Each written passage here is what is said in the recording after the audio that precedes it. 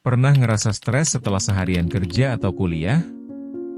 Rasanya kayak semua tekanan itu numpuk, dan tiba-tiba kamu merasa pengen cari pelarian, kan? Nah, pelarian ini bisa jadi kebiasaan buruk, termasuk kembali ke praktik yang kamu tahu gak sehat.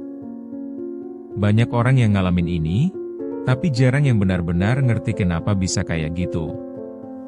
Di video kali ini, kita bakal gali lebih dalam tentang hubungan antara stres dan kecanduan ini.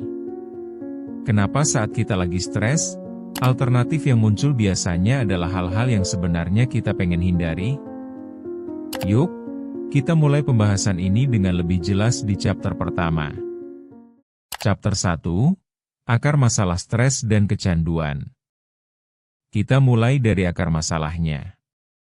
Stres adalah bagian yang tidak bisa dipisahkan dari kehidupan modern. Baik itu dari pekerjaan, hubungan pribadi, atau tuntutan yang datang dari diri sendiri.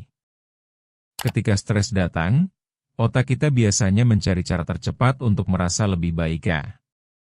Sayangnya, cara ini seringkali adalah dengan kembali ke kebiasaan buruk yang sudah kita berusaha tinggalkan.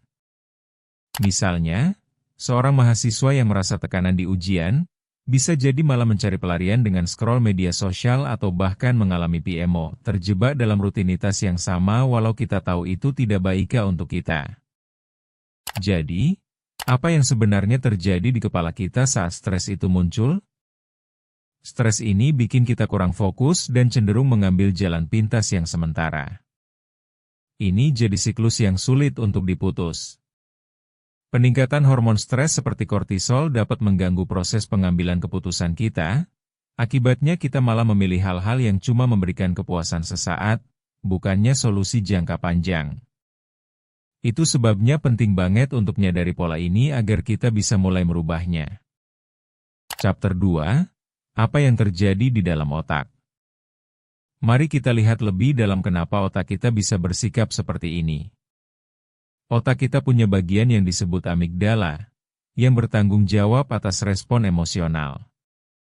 Saat stres, amigdala ini bereaksi lebih kuat, membuat kita cenderung mencari cara untuk menghindari rasa sakit emosional. Ini yang mendorong kita kembali ke kebiasaan buruk. Misalnya, saat merasa gak nyaman atau cemas, kita cenderung mencari hiburan yang instan, seperti membuka aplikasi yang bisa bikin kita lupa sejenak. Dengan memahami bagaimana otak bekerja dalam menerima stres, kita bisa menemukan cara untuk menghadapi pikiran dan emosi kita dengan lebih baik. Ini bukan berarti kita harus mengabaikan stres, tapi lebih kepada bagaimana kita mengelolanya. Selaras dengan pandangan dari beberapa pakar psikologi, seringkali kita butuh alat tambahan untuk membantu melalui masa-masa sulit ini. Misalnya, mediasi dan olahraga yang terbukti membantu menurunkan tingkat stres, mengarahkan kita ke solusi yang lebih sehat dibandingkan kembali ke PMO. Chapter 3, Pengaruh Lingkungan Terhadap Kebiasaan. Kondisi sekitar kita juga berperan besar dalam kebiasaan yang kita buat. Lingkungan yang tidak mendukung bisa membuat kita lebih rentan terhadap stres, dan ini bisa berujung pada kembalinya kita ke kebiasaan buruk.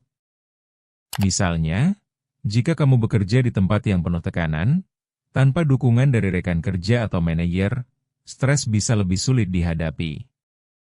Ini bisa jadi alasan mengapa kamu lebih banyak menghabiskan waktu dengan perilaku yang kurang sehat, karena merasa tidak ada jalan keluar yang lain.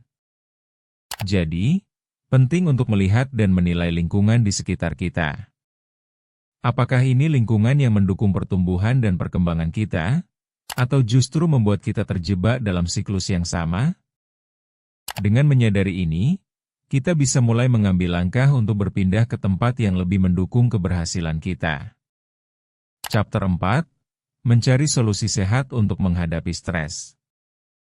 Setelah memahami akar masalah dan faktor yang mempengaruhi, selanjutnya kita perlu mencari solusi yang sehat untuk mengatasi stres. Pertama, kenali pemicu stres kamu. Apa hal-hal yang bikin kamu merasa terganggu? Dengan mengenali ini, kamu bisa mulai mengambil langkah untuk menghindar dari pemicu tersebut. Kedua, coba praktikkan teknik relaksasi.